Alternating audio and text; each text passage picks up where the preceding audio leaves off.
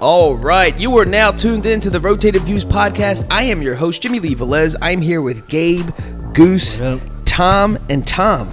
Yes, Hangout session number 1. In this episode, we have special guests Tom Rudesyle and Tom Malaszecki. We cover topics that range from sports, TV time, family time, hosting parties, and much more. We wrap the episode up with quotes from Joe Namath and Arthur Ashe. Guys, if you're new, thank you for joining us. Don't forget to download and subscribe. We drop a new episode every Tuesday morning for your listening pleasure. Kicking things off, gentlemen, let's explain the Hangout session, right? So, Tom, you were on our show sometime last year, and me and you had a conversation outside the barbershop, and this is basically your idea that we support, and now we're here. That's correct. I don't want to take full credit for it, but since you mentioned it, I will. Obviously, when we did the profile on myself and my art business and tattoo shop, etc., I felt like I was being grilled and detained, by someone somewhere in a foreign country, and right. You know what I mean? I was about to get locked up. So I said, let's do something that's just a little bit more loose and maybe covers just a wide range of different things, not maybe so specific on one particular person. And you kind of dug the idea, so I guess this is the maiden voyage, you know what I mean? This is it, Hangout session number 1. We made it happen. And I said... And he liked me so much, he got another guy named Tom, too. Yes! Those of you who don't know, I also have my brother-in-law here, Tom Malaszecki, with us, joining... because we always have, obviously conversations on sports and stuff like that. And so I figured it'd be nice to have another voice. So thank you for joining us. Thank you for having me. All right. So kicking things off. First of all, so as we're getting situated here at the barbershop, there's news just flying around that we just heard some unfortunate things about the passing of Kobe Bryant in a helicopter plane crash, or I'm not sure exactly what it was. I think it's a helicopter. But with that being said, there's a lot going on because what's crazy, this Hangout session is going to revolve around sports. We were just watching the Sixers, the Philadelphia 76ers, right, play the Lakers, right? And everyone know LeBron James needed 17 points to surpass Kobe Bryant for all-time scoring in the NBA. And that was going to be a given, right? I mean, I think Kobe averages like 20-something, 22 points a game or whatever it is, 25. LeBron. Oh, my gosh. my mind is so stuck. I apologize. My mind is so stuck on Kobe because it's such sad news. Yeah, it's crazy. But anyway, so in retrospect, we're looking back. My brother Miguel was over at my house. He's like, he came over just for the game, for us to watch this game because we knew it was going to be a crazy game to begin with. And history is going to be made. Like, dude, we got to watch this together. This is awesome. So we do, and we take notice of Kobe Bryant sneakers that he wrote, Mamba for Life on there. LeBron. Oh my gosh. LeBron's shoes have Mamba for Life, which is a tribute to Kobe Bryant because he was going to pass his scoring record. Anyway, long story short, LeBron does such. And he got like a standing ovation during a timeout, and it was all, it was just cool. And we just thought it was cool that, that he did that. You know what I'm saying? But anyway, so long, there's social media is really fast, right? And so Kobe Bryant's like responding back, and this all is happening, like tweeting back. And they're posting his tweets live on the game as it's like while we're doing this, and it's crazy. It's 3:00 Eastern time. And we're, the Pro Bowl's on. And the whole point of this was that we're just going to talk sports. And then all of a sudden we get reports that all this, went down. So super sad news for the, the sports world. Rest in peace. But with that being said, I mean, I don't know. Does anyone want to say something to that about Kobe Bryant? Does anyone have like a memory of Kobe Bryant? I just remember, I think it was 4th grade when he came out with these Adidas. And you were like the coolest kid ever if you had them. I didn't. I was going to say, I'm guessing you didn't have No, did not. Dude, I had like some, like JCPenney outlet Nikes, dude. So we had those bad boys. I wish, but I forget who had them. One of my close friends had the Kobe's, and they were just awesome. It was like when he had his contract with Adidas or whatever. Well, obviously, he was on the team with Shaq and stuff that beat the Sixers, so that was, for most people around here, that was kind of a little bummer. Yeah. And considering he was basically born in Philadelphia, although he didn't really, spend all of his life here, but he went to school, obviously high school and stuff, right outside the city and everything. So, people looked at him as kind of a Philly guy, but, he was obviously on one of our rival teams, right? And they took it to the Sixers, and he was a killer. That was the biggest thing with him, like,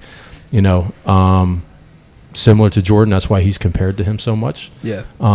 If you've ever seen some of the side-by-side videos of like them doing the same move, it's crazy. Like it's literally the exact same move. Yeah. Like it's so cool. So if you haven't seen that, like you could find it obviously online and stuff. Like just try to find a side-by-side of the two of them, and there's probably 50 different moves, and they're like identical. Like it's so crazy, man.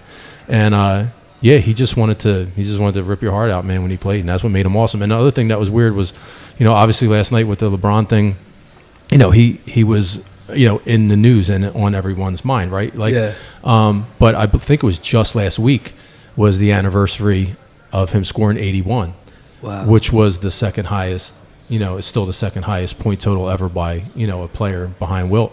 And that was like last week, so he hasn't been retired for very long. And obviously a player that's as good as him is kind of always in and out of the news for whatever reasons and stuff and different ventures that he has going on. But with that anniversary and then obviously last night, the LeBron thing, he's been in the news basically, or just there's been, some remembrances of him and stuff in his career lately. Yeah. And then all of a sudden, literally a half hour ago we hear, that, which is really crazy and sad. And then it makes you appreciate obviously, people and then things in your life as well. Yeah, certainly. Sure. You know what I mean? So yeah. So the energy here it got a little dampered because we're just kind of like just taken back by this whole thing. But we're trying to, we're still gonna, obviously push through. But Tom, do you have anything you remember Kobe for? Kobe? I mean, like you said, the same as what Tom's saying. Yeah. That basically playing high school basketball down in Lower Merion, and then again, it's also the championship game that. You just remember the Sixers stole one game. Yeah. I think that was it. But, I mean, the guy was a monster. Yeah. So, I mean, there's nothing else to say. Just sad news. So, I'm not going to lie. I mean, I was ready to, like, run around here and tell, like, I had all jokes prepared and, like, I was going to really cause a scene in here today. And now I feel like just kind of like, what I mean? Yeah, no, I know. I'm with you. And I don't even like the Lakers or anything like that. But, I mean, oh, jeez. We're having fun with this one. We had pizza and all this, fries. Kobe. All right, but anyway, so with that being said, obviously it's tragic news, and obviously because literally while we're recording this, there's like developing news, and if anything pops up, obviously we'll share, but we'll just kind of move on respectfully. But anyway, so let's change gears a little bit and talk about the Pro Bowl, right? So the Pro Bowl's currently on. It's the game that I'm not sure how many viewers they have watching this. From our understanding, it's in Orlando this year, but is it always in Orlando? Is it always in like a... No, it's usually in Hawaii. Oh, it's usually in Hawaii. If it's not this year, I'm not sure, but it's usually... Typically in the past, it's always been Hawaii. Didn't they say Orlando for some reason? It was. The last couple of years, they I believe it. Oh, okay. The players got mad because they liked obviously getting a trip to Hawaii and stuff. Yeah. I'm surprised they still have this game, to tell you the truth, because... it should just be a skills competition. You know what I mean? Yeah, like they don't even try really that much and stuff. And football is the one sport you can't really like go half speed. Yeah. If you don't, it's just not the same. Like, it's kind of hard. Like basketball, you kind of like mess around and like, take it easy and stuff. Yeah. Baseball, I don't really know. But football, it's like, if you're not going 100%, it just doesn't look like football. You know what I mean? It's a flag football. Yeah. So, I mean, I don't know. And it's like this weird like respect they have for everyone. Then I'm sure everyone's agents are telling them like, don't get hurt. Oh, God forbid somebody tears their Achilles or something. Seriously. Like you could be done for the whole next season. Yep. But I mean, is there anything worse? I mean, watching this, it's like they're really not even tackling each other. There's legitimately no point to this. No. And I think a better solution is how the NBA does this too. The All-Star Weekend. I mean, these guys are shooting threes from like the half just to be funny. Like, it's not that serious, but at least they have like the 3-point contest, the dunk contest, and there's some level of entertainment there, right? I feel like the NFL should do the same thing. Well, that comes with their skills thing. Like I said, the skills competition is more exciting to watch. The actual game is boring. Right. But the NBA does the same thing with their skills competition. You'd rather see that than the game. Oh, 100%. 100%. But the NFL does it totally separate though. The skills competition, they do it like in December or something, don't they? No, well, not prior. I don't believe. I don't know. There's definitely nothing going on during the season. Yeah. Maybe they might have before. something in the spring or something like the quarterback challenge where they like a couple guys, you know what I mean, or like hit the targets or something. They have like a little flag game or maybe like maybe it was like a charity thing I was watching. Yeah, could have been. The only weird thing I always thought with the Pro Bowl is it's in between a Super Bowl, right? So like technically most of the best players who usually are in the 2 Super Bowl teams, or at least a good number of them, don't play in this game because obviously they're still playing. Yeah. So I always thought that was kind of weird. Like, you know what I mean? But, I mean, I don't know. What do I know?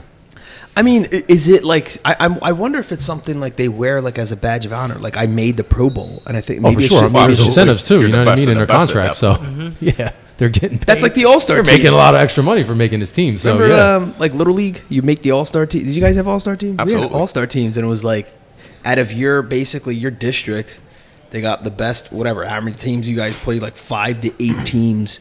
I think at one point it was sad. I think we only had like 4 teams. But anyway, you just like made the All-Stars and you would compete against towns across. Yeah, right on. So that in my end was a badge of honor. Yeah, ours you get a badge of honor. You get a T-shirt. You rock that thing forever. The T-shirt. Misspelled names and all that. That was awesome.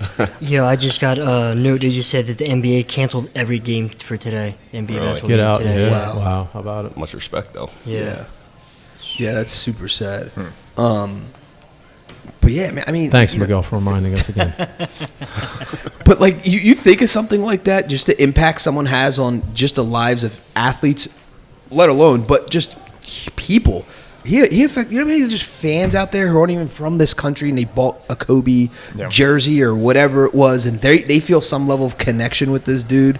It's sad as hell. Yeah, he's literally probably one of the top 5 best of all time players of all time. Yeah, absolutely. I mean, he's got the championships offensively without a doubt. I mean, he was unbelievable, man. Got 41 years old and he's only been retired for a couple of years. So that goes back to your 81 man. Points when he was in there playing. I put on ESPN the one day. Yeah. Every highlight was of Kobe. Yeah. The whole highlight was crazy. They scored 81 points. Of like the last decade or whatever. Yeah, They put like one of those things together. It's crazy. Yeah, I don't know. But going back to the Pro Bowl, as I'm looking up. No one's sweating, by the way. And no one is sweating. And they're in Orlando. It's absolutely awful. The uniforms stink. I mean, what is going on? They look brand new still. There's no stains or nothing on anybody's uniform. They should just like name, all right, you made the Pro Bowl, but never play anything. Yeah. You know what I'm saying? Like, you made the All-Star team this year. That's it. You don't have to show us this half lackadaisical whatever effort of like. But it's funny because they use like as a title. That's whatever, however many times you've been in the Pro Bowl, it's like part of your title. Like, like Peyton or Eli Manning, 2-time champion, 18 times Pro Bowl. Yeah, so it's like part of your statistical. Like Eli Manning was never 18 times Pro Bowl. P.S. Well, first of all, the guy just retired. I mean, it wasn't he your favorite quarterback? I'm not going to say what I want to say right now. What's wrong with Eli Manning? It was a really awful joke that I was about to say. So someone said the other day, I heard. No, I don't like the Giants or Eli Manning. No, I know, I get that. I respect all teams and all athletes. But when you have your home team and you're rooting against them or for them, and then you're rooting against their rivals or their competition, it's only natural, right? I mean, it's just a normal thing. It's fun. It makes sports fun. I think. Without a doubt. I find I usually have much more respect for guys after they retire and the dust has cleared for a few years. Yeah. But when they're still on the team, especially a team that's a rival of my favorite team, you know what I mean? Sure. Yeah. I just don't like it very much. Yeah. But what is it though? I mean, everyone. If locally here we're obviously all Eagles fans. There's something about when you like almost cringe when you see like the Cowboys or the Giants, and it's like. I don't know if it's just a competitiveness or whatever, because the guys are great. I mean, like if you take what team they play for, they really are good, really good players. And you don't really personally have anything against them, but some people get really carried away with this stuff, with their home team and who they're rooting for, especially football. Yeah. But what is it? What is it about it? It's like, why are we so passionate? It's fun because it does make it fun. It's just in your blood. It feels like you just have to do it.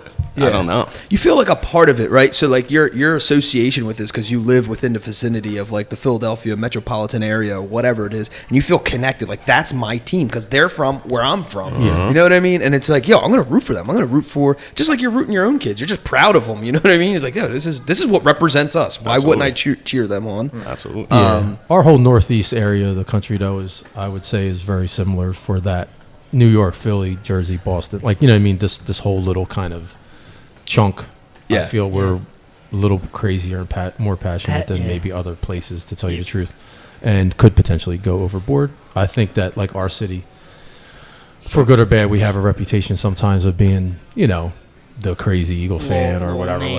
And then some people, I think, like that reputation and want to try to kind of keep that reputation alive and go overboard. And then sometimes we look kind of bad, to be honest with you. Like, of course. I see some guys doing like this weird stuff. It's like even whatever. Like, I mean, there's always like, the guy that takes everything too far, right? Just relax. Just ruins the party with a bad joke. There's always always even that like guy. you know, cursing and yelling, and there's like kids all around you and stuff. Like, there's a time and a place for everything. Like, believe me, I told you before. Like, I haven't pinched my leg yet today, but I have. You know, I let a couple slip every once in a while, and I'm trying to be a good boy like last time. But there's a time and a place. Like, you know what I mean? So these guys just get so wasted, first of all, and then they just lose their mind. And it's just, like, ridiculous. Throw bottles at people. Like, it's, like, crazy. Just because you got another jersey on. Sorry to, like, razz somebody and heckle them a little bit. Just to bust, but like, to have fun with it. Exactly. And not do it in a way where the person knows. knows. A violent level. So, I mean, I don't know. We got, it probably happens everywhere, to tell you the truth. But, you know. This is our neck of the woods, so. I went to an Eagles game one time, and I'm walking along the parking lot, and I see it was Eagles versus Giants, and there was a family of four, like mother and father and two boys, and they were Giants fans. They had Giants jerseys on and stuff like that, and they were minding their own business, and here we tailgate, so we have like a grill behind like the cars, whatever, and they were just had like this little grill, and these dudes came with like smoke bombs, lit them up, threw them underneath their cars, and then a brick of fireworks, like jumping jacks, and threw it underneath their car, and it was like, and all this smoke. And this family, like, they were definitely minding their own business, and they're like, I just felt so bad. I'm like, dude, these dudes went way far and beyond. Just ruined their day, ruined all their food they had. Well, like, that's my issue with going to the Eagles game. Me and you went to a freezing cold game one year, right? And there's these knuckleheads behind it because there's always a person who doesn't know how to control themselves. And it's like, dude, I want you to enjoy the game too. Like I do, and we're all excited. But to the level, like the belligerent level this person was on, it was like, it just made it not fun for everyone around them. He's yelling all this stuff. He spills his drink on people. I'm like, and it's distracting too, because I'm like, I want to watch this game. And all I hear is this, it's just like this voice in my head, but it's not in my head. It's this knucklehead behind me.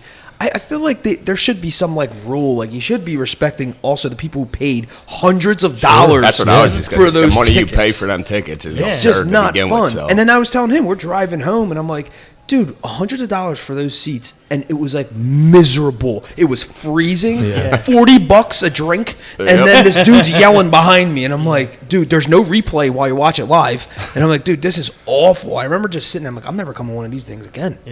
That stinks, man. The one thing I will say, I've heard, you know, a bunch of times over the years at other ballparks, even baseball and stuff, like out in California and maybe St. Louis, like a bunch of different places, like people are literally like getting like stabbed and like beat up and like getting killed, but That's yet wild. Philly always gets the bad rap, right? For whatever reason, like, you know what I mean.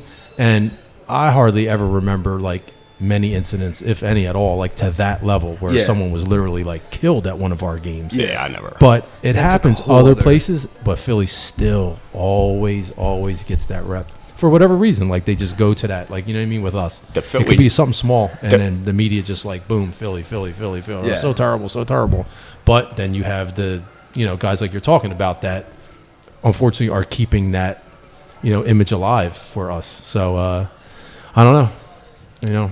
There's always one. The Phillies, it's always the one thing, though. The batteries thrown at J.D. Drew. That's the only thing. That's the one that always gets brought up. Yeah. That's it. It's well, either that or snowballs. Where did the batteries come from? I always think about that. Like, dude, did you have a flashlight you just popped open and just, you know? Yeah, because those are some big batteries. Yeah, absolutely. You know what I mean? I don't get it. All right, so switching it up, but at the same level, let's talk a little bit about where you were when you were watching and what your experience was watching the Eagles win the Super Bowl, right? So what are they, 2018 champs? Yes, is that what it's considered? It's always so confusing, yeah. when it actually happened, because football season rolls right into the new year, so it always makes it like when someone says the year, I get confused. Anyway, I remember we were at my cousin Manny's house. You guys all know Manny. Manny and Jen's house. We all watched. You mean the dude that I hit a 3-pointer on in the alumni game? Oh, they had the alumni game, and I made his wife giggle. That's hilarious. I know Manny. So we were there, right? And I think it was about like first quarter into the game, maybe second quarter, and I'm thinking, well, we got this far. I'm celebrating like this because they're at the time they were losing. The Patriots were winning, and they were losing. And I'm like, I'm not gonna like just if they lose, I'm not gonna let that ruin it. Like we made it to the Super Bowl. You know how hard it is to make it to the Super Bowl. So I'm like, so me purposely not wanting to with a backup quarterback, right?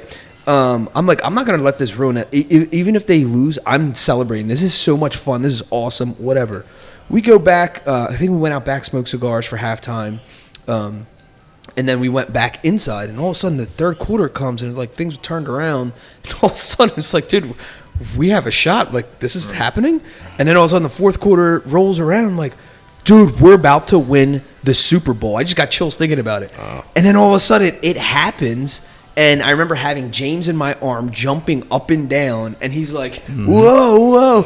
And I'm like, dude, we just won the freaking Super Bowl. The Philadelphia Eagles just won the Super Bowl. It was one of my favorite moments I shared with my son. Yeah, it was unbelievable. Yeah. Well, first of all, listen, you're a better man than me because if they would have lost that game, I don't care if it was us out there, I would have been really upset. You know what I mean? They're playing against arguably 100%. The greatest 100% quarterback of all time. So in my mind, I'm like, no, I agree. I don't care if it was, a couple dudes from the corner. When you're in the game, you want to win that game. 100%. You know what I mean? So I was 8 years old when the Eagles played the Raiders in 1980. Yeah. So from the time I'm 8, I'm used to, specifically Eagles, let alone all the other teams, getting close and then leaving you disappointed. And disappointed. And disappointed. So obviously you're going into it with a little reservation where, I don't know, I've never seen this before. Like, so is this even possible? Right. Looking back on it, that it was just their year. Anything could happen that season. They were meant to win it that year. Just for whatever reason, finally, it was their turn, right?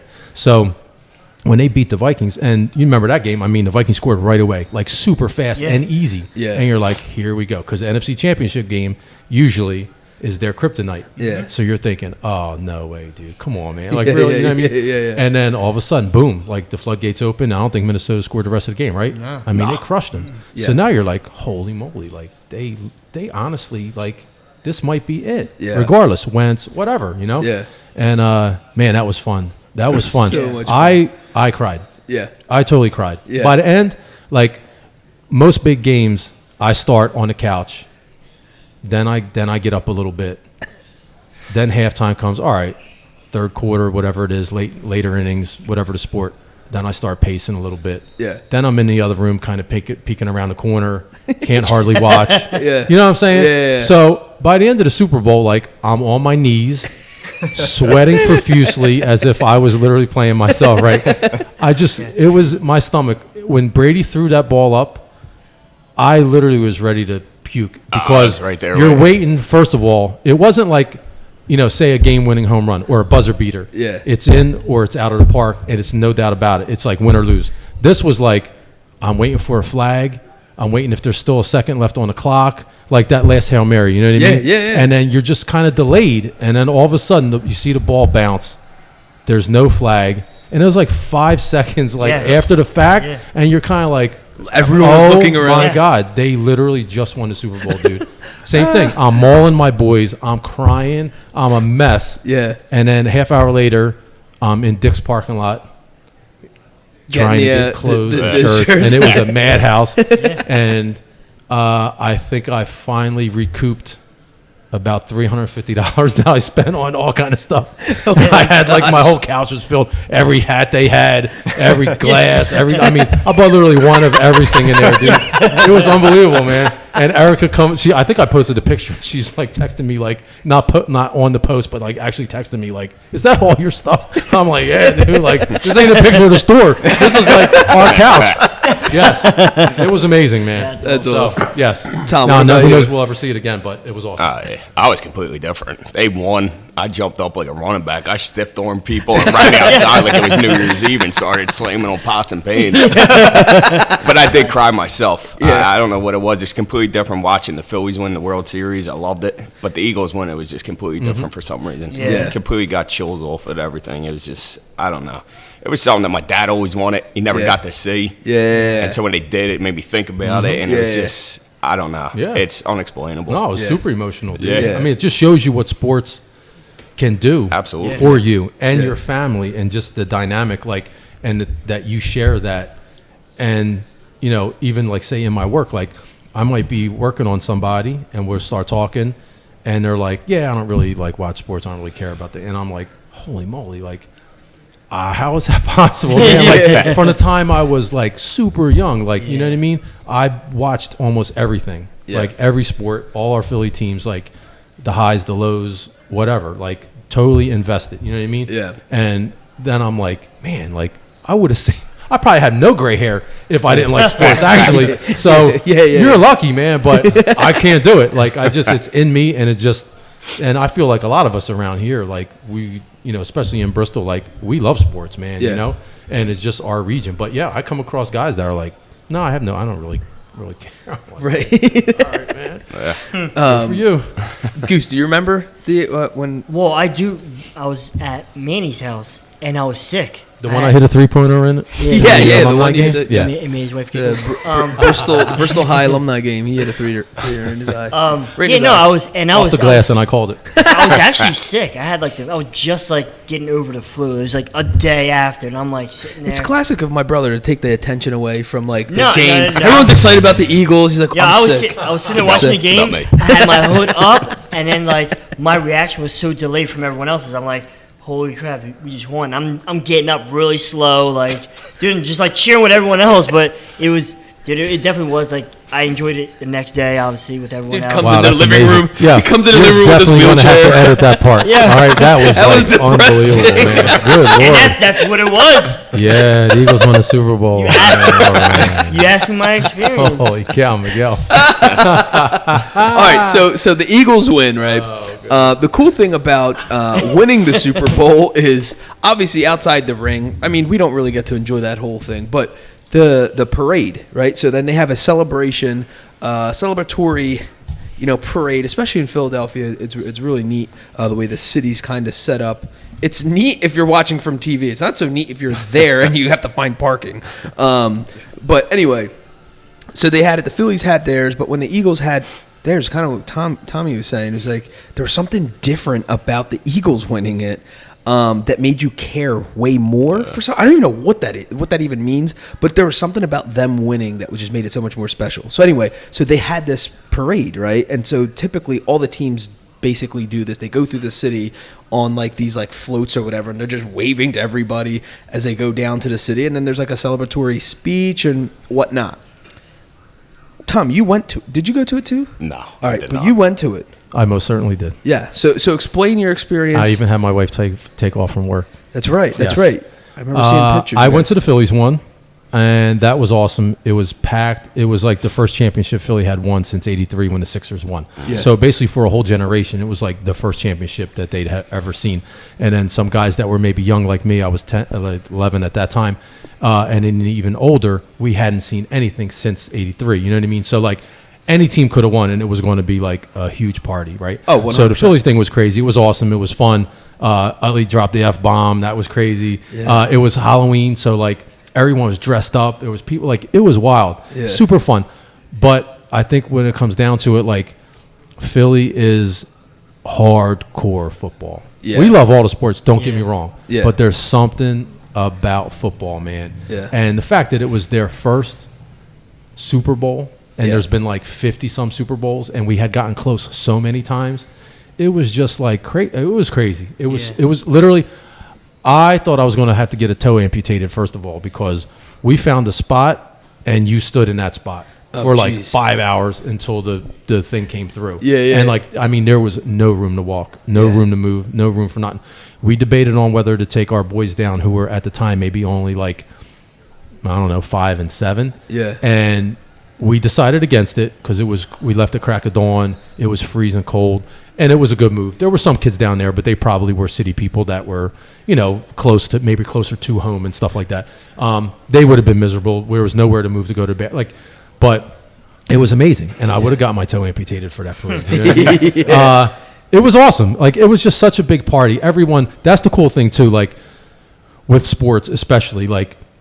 You see someone you never met a day in your life, will never probably see that person ever again, but they got the Eagles jersey on, you're high-fiving them, you're hugging them. Yeah. You know what I mean? Like, you guys are like cheersing each other with beers and stuff. I mean, just looking around, everything was Eagles everywhere, every single person, and it was great. Everyone was smiling. Like, everyone was happy. There was no, like, negative anything. Like, the whole day, anywhere you went was crazy. From like, people were there from like 4 or 5 o'clock in the morning, you know what I mean? And then it was just a party all day, all night. It was awesome. It was amazing. Yeah, it was amazing. So you stood there for 5 hours? Probably. We got down there probably around 7 in the morning.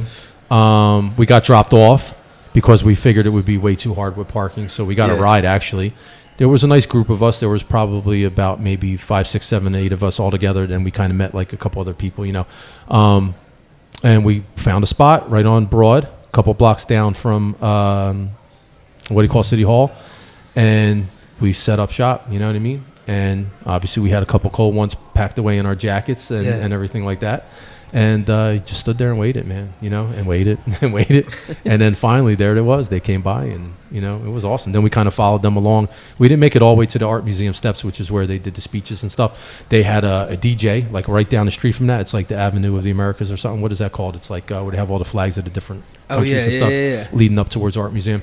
At the end of that, they had a DJ, all these speakers. They were just bumping all this music. People were dancing. Like, it was crazy, man. So we just kind of hung out there, danced for a while, and then we headed up a little further into the city and went into a bar, got some food, drank some more, obviously, and then we watched the speeches in the bar on TV and stuff like that. And I couldn't understand why they kept, like, I thought it was on mute when Kelsey was talking. But then I realized that no one knew actually. They were like literally beeping every other word out that he was saying. So I thought that was pretty funny because I was asking them to turn the volume up on the TV, and they're like, "It's on."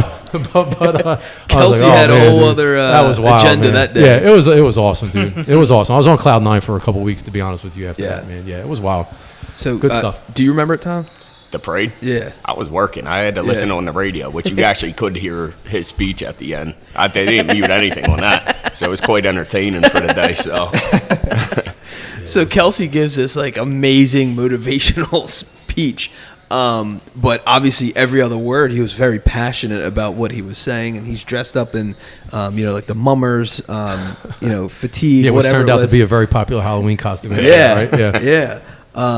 That was pretty neat. And the whole thing, it was like, sometimes you feel like someone drags a celebration on too long. You're like, or someone says, "Oh, it's my birthday week." You're like, ugh.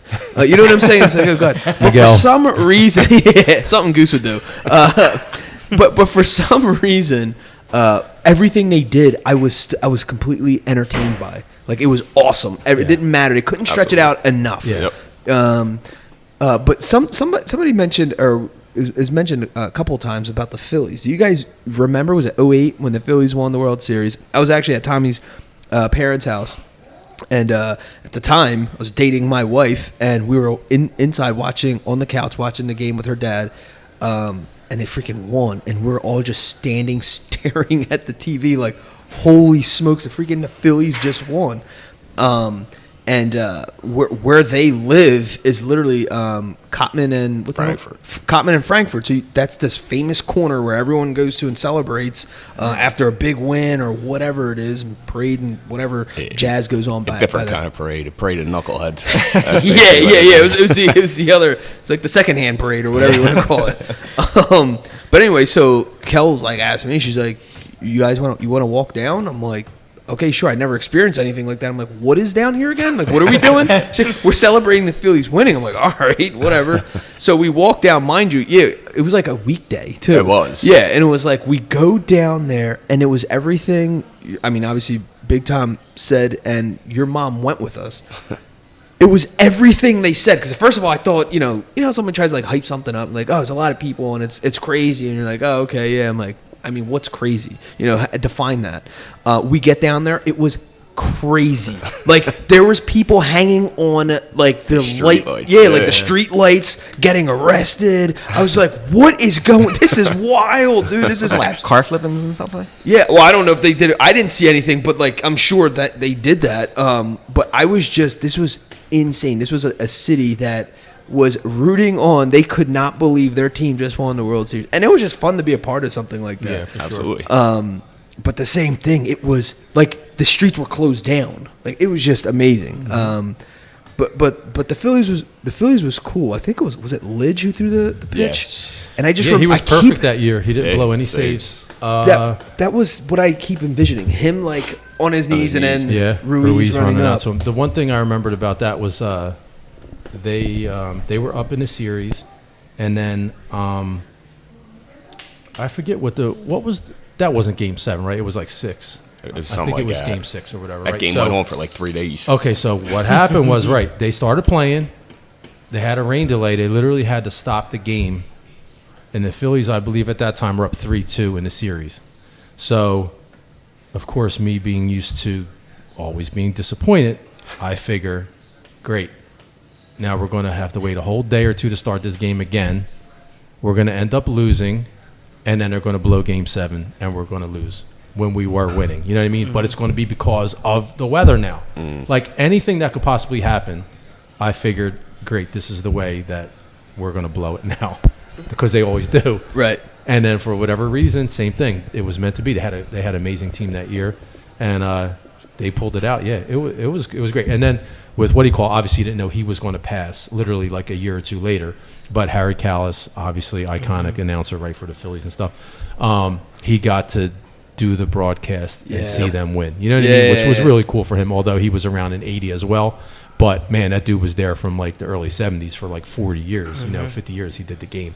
So that was cool that, again, not knowing he was going to pass shortly thereafter, but he got to be there for one more, championship and stuff. So that was really neat.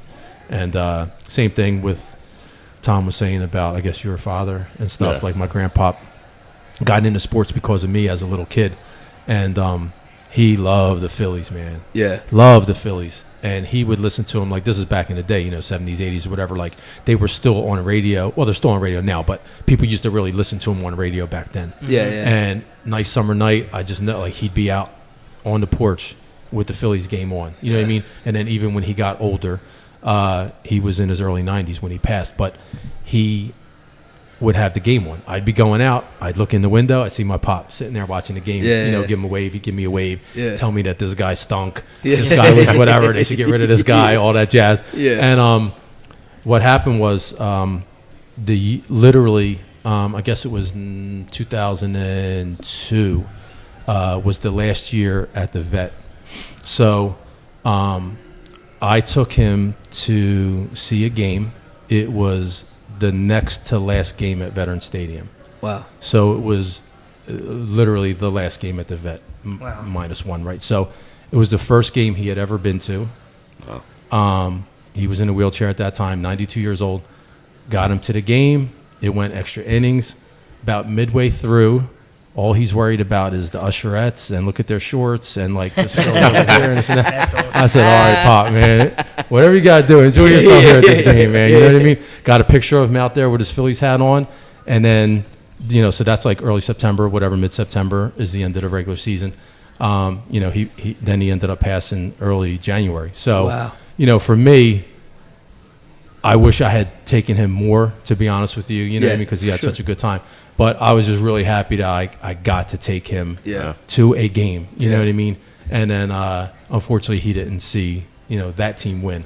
But, do you just have those connections, with those things and with your loved ones a lot of times, and it's really crazy emotional. It's silly. It's a game, right? Yeah. It's so insignificant to anything really relative, like in your life and stuff, but it there's just a connection with it, man. You know what I mean? And it's crazy, man. For sure. Agree.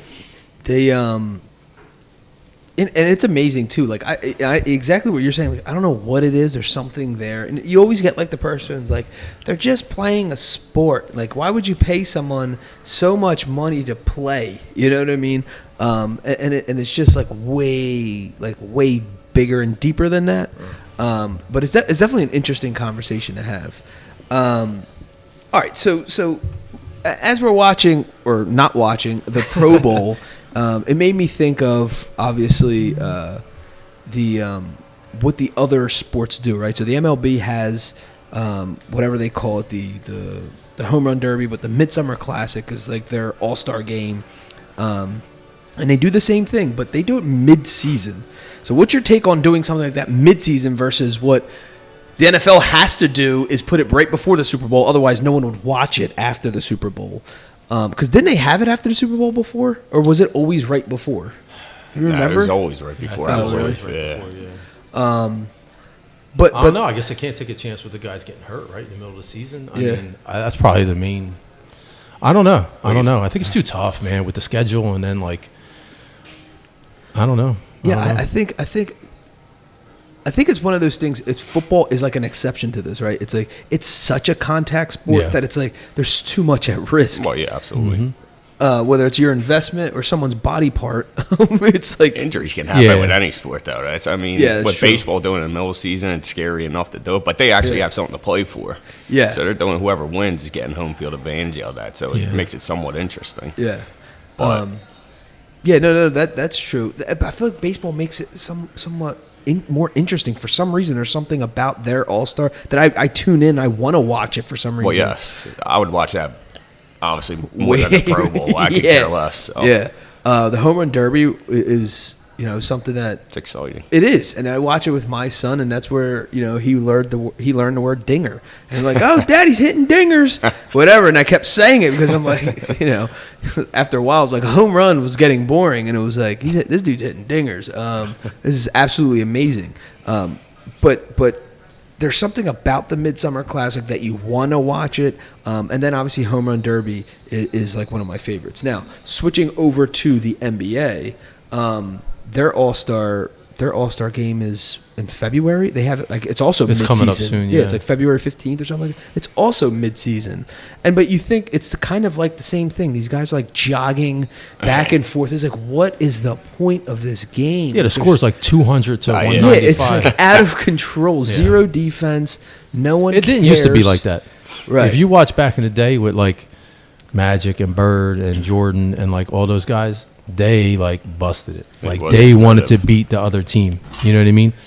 The East wanted to beat the West and vice versa, and they really, really, really played hard. Now they might have had a little razzle dazzle in it. Magic, of course, was super fancy. Isaiah Thomas always had some fancy passes and stuff. Bird, whatever. So they would maybe put a little bit more flair in the game than they did in the regular season. But still, they were fancy even like, in regular games, some guys. But they played super hard. Yeah. It's just the last generation, to tell you the truth, the last generation of guys like into the 2000s and now, obviously, the last X amount of years. It's kind of like just them screwing around with each other, playground, kind of just alley-oops off the backboard and like crazy stuff. Exactly. But it didn't used to be like that, believe me. They really, really, really played hard and wanted to win. You know what I mean? They're to the point where they're saying that they're going to put like incentives just for them to play, like have more of a competition. Like if you win, that's sad if you got to do. That's what I'm saying, though. Yeah. Like that's the point. Kind of indicative, to be honest with you, of now I'm going to sound like an old man, but like of younger guys and like the athletes nowadays, they're making money at an all-time high, but is their drive really, really like that deep down inside? You know what I mean? Yeah. And that's just the thing. Again, to bring up Kobe is like he was a killer. Yeah. Didn't matter if he was probably making any money, dude. He would want to win and like want to win bad and embarrass you. You know what I mean? Yeah. And there's not many guys like that. Now, that's not to say that everybody has to be like that. Sure. It's a special person that has that kind of drive. Obviously, these guys are all good enough to make it to the highest level of their sport. But, I mean, they could not. This is again me being old, but I don't think they could hang with the guys back in the day. Like, so it's a different game. Yeah, it is just their toughness and their grittiness and the physicality of the game and like just all that stuff. They're so pampered anymore. All the sports, to be honest with you. Yeah, like except hockey, them dudes are crazy. But except for what? Hockey, the guys are insane.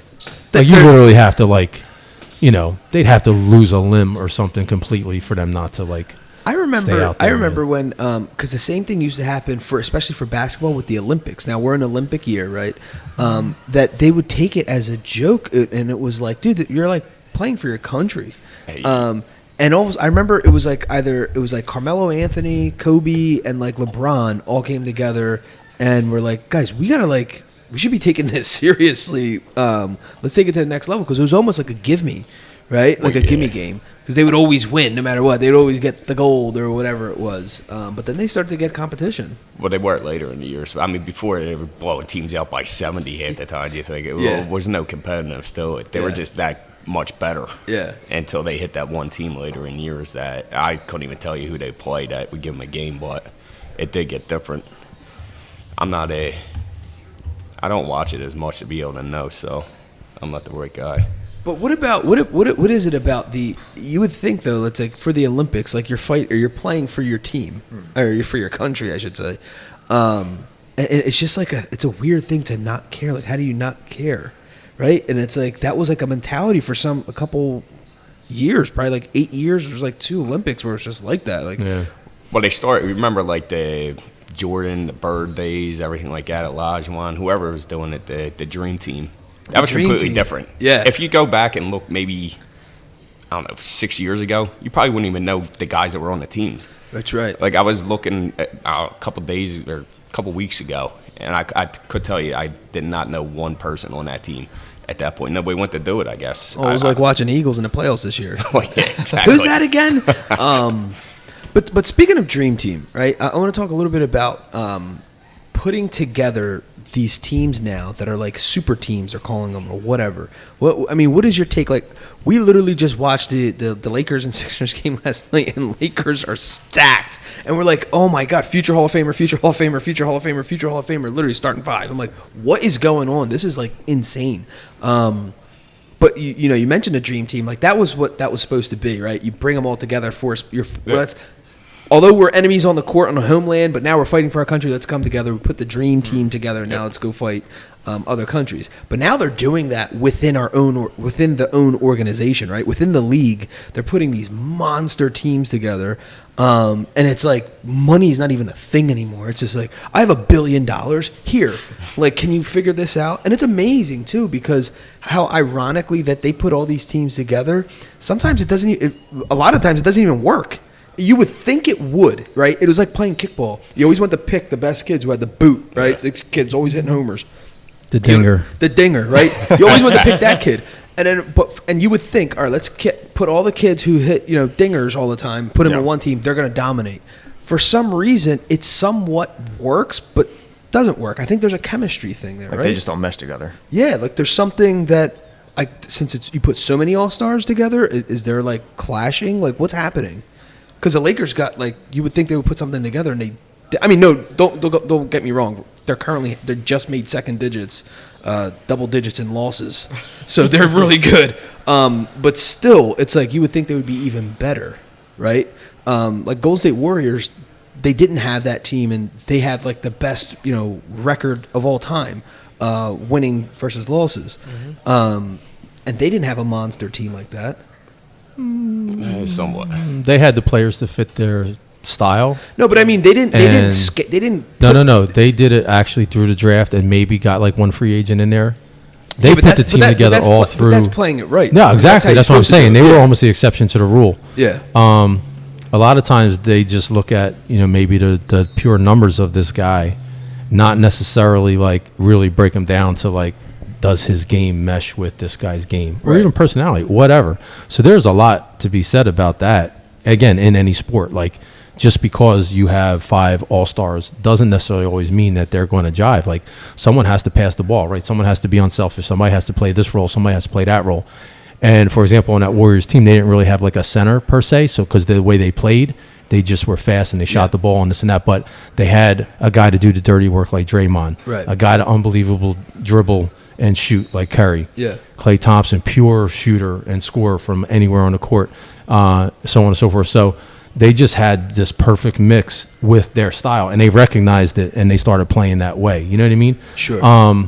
But back in the day, like, you would never see Magic leave after losing to the Celtics in a championship and then go to the Celtics the following year. Right. No way ever. Yeah. Right? Now they don't care whatsoever. Yeah. They're totally like free agents, like subcontractors. They're just going to go, make their money, do what they got to do in that spot, and then wherever they can go to win, that's kind of what they do. But unfortunately, what happened now, like with all that, especially specifically in basketball, is you kind of have, say, 4 or 5 really good teams and a bunch of really bad teams. Yeah. Then you have a team like the Sixers who are stuck in the middle, maybe the 7th, 8th seed in the playoffs, get beat every year in the first round, get a middle draft pick, can't do nothing with that because you're not getting the first couple picks in the draft.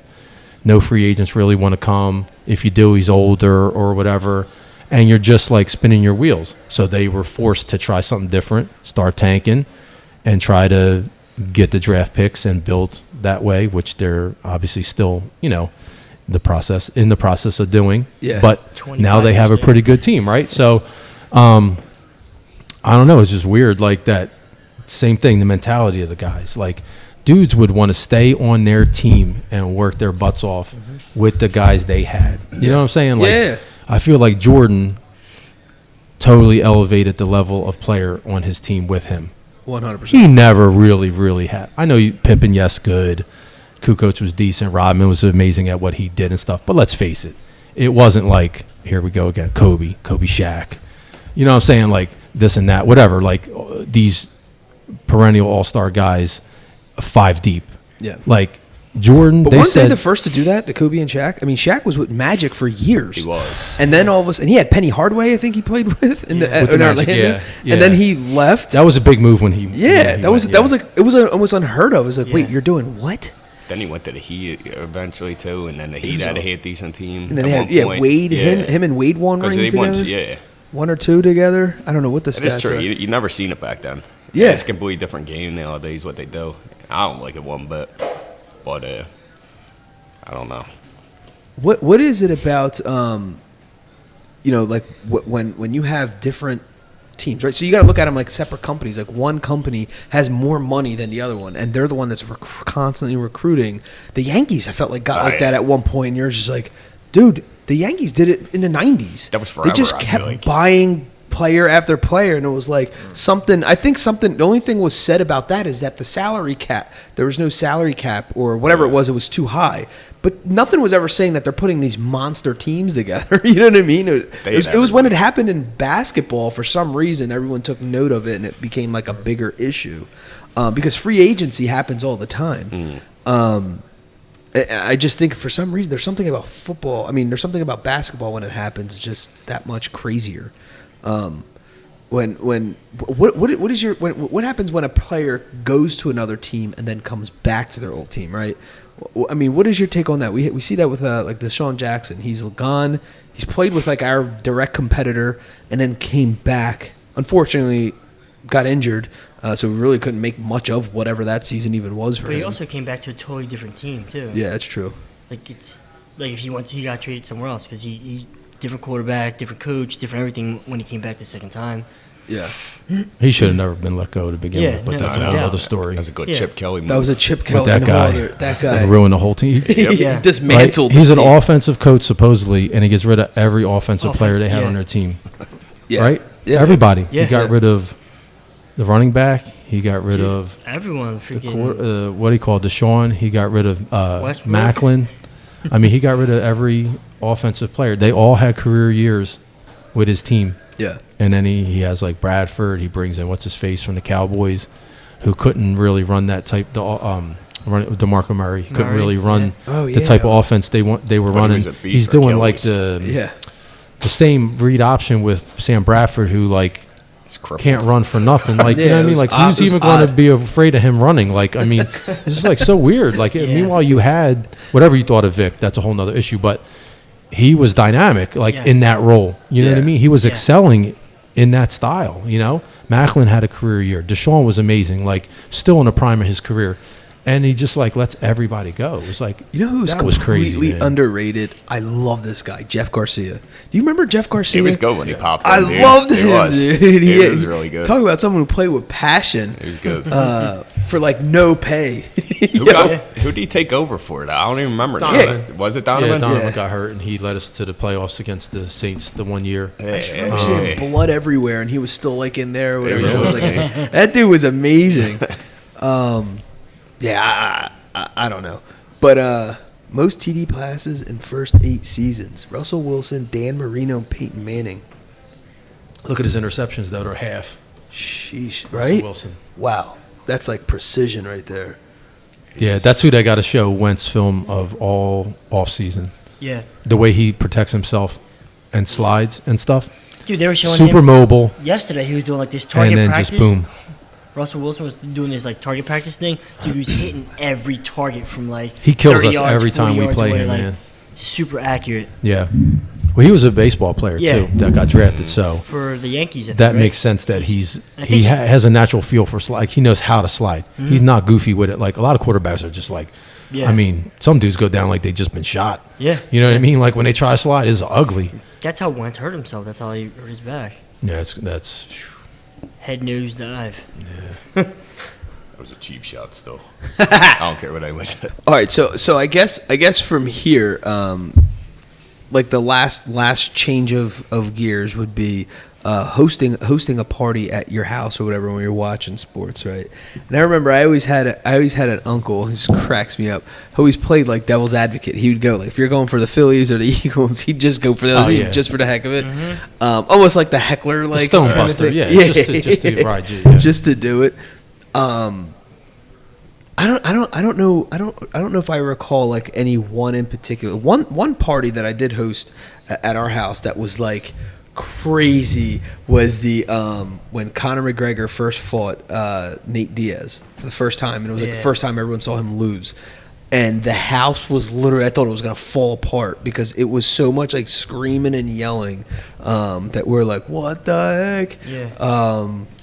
And then the other one was we watched another MMA. I think a lot of mine were MMA. Now that I think about it. So have you ever hosted? Or what was your most memorable maybe party, like sporting event party that you hosted? Well, I'm going to be perfectly honest with you. I'm not antisocial by any means, but when it comes to sports, I kind of like to watch like almost by myself, to be honest with you, because I'm either like super miserable or just like a nervous wreck or whatever, and I can't take like a million people like. It's too much talking to me. I like to like watch everything, study everything, like get emotional, like by myself, whatever. When I was younger, maybe a little bit more. You'd go over someone's house or like go out to even a bar. Yeah. But I'm definitely not into that scene really, especially for a big game. I mean, I like being by myself.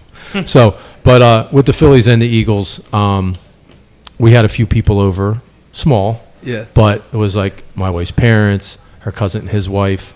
And that literally might be, it was like the same exact group of people that we watched the Phillies with. Oh, nice. Not to jinx, we had the same group for the Eagles, you know what I mean? That's cool. That was it. Yeah. We had some kids in the meantime, so the kids were with us, obviously, that weren't there for the Phillies game. But that was it. We kept it simple. And it was awesome still, like, you know what I mean? Yeah. But, yeah, I'm a nervous wreck during a game. Like, I literally, like, when the Phillies lost in 93, like I said earlier, I was literally like in the kitchen peeking around like the corner when Mitch Williams threw like that last pitch because I barely couldn't even like watch it, and I literally knew what was about to happen. Williams. So like I couldn't even sit down. It was crazy. Yeah. So I'm not really up for the big like Tostitos spread and like the whole all that jazz. We'll have some goodies, but sure, I need to study the game and be miserable alone.